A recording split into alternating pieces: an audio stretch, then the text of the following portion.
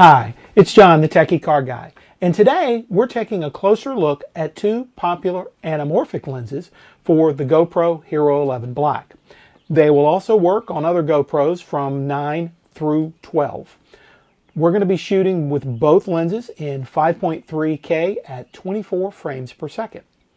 On one side, we have the Neewer 1.2x Anamorphic, a recent release that changes things up just a little bit with a new squeeze factor and aspect ratio.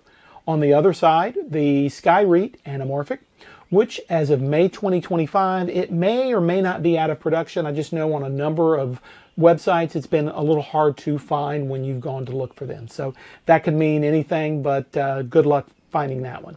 But both of these lenses are sought after by many creators.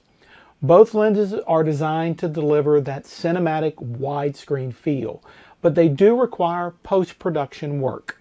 The Neewer 1.2x and the SkyReat each work best when you desqueeze them, and you would do that with a 1.2121 pixel aspect ratio.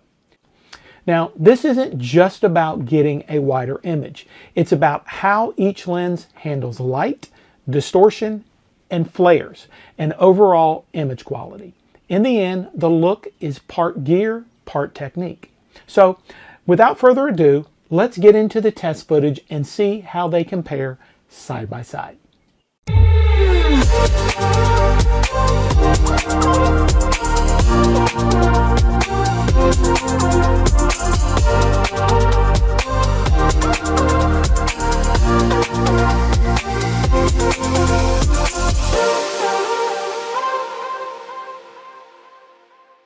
The SkyReat lens delivers a noticeably warmer tone in my eyes, almost a yellow or sepia cast, compared to the cooler, more neutral image from the Neewer.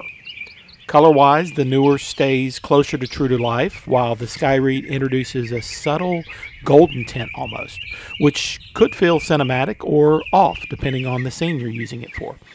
You'll notice the SkyReat leans warm, almost vintage, which some might like.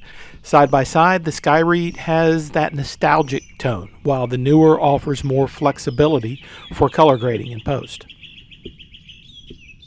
When it comes to lens flare, the SkyReat is more subtle, occasionally showing a soft blue streak, especially in direct light. The Neewer, on the other hand, gives you a bolder, more dramatic flare, often with a rainbow-like effect. One thing to watch with either lens is motion jitter. To avoid distortion, you'll need to shoot with HyperSmooth off, which means no digital help in the GoPros. For best results, use a tripod or a gimbal. In this shot, slow, intentional movement does help, but a gimbal delivers the smooth, cinematic look these lenses are meant for. The SkyReat definitely leans more cinematic, thanks to its warmer, almost film-like tone.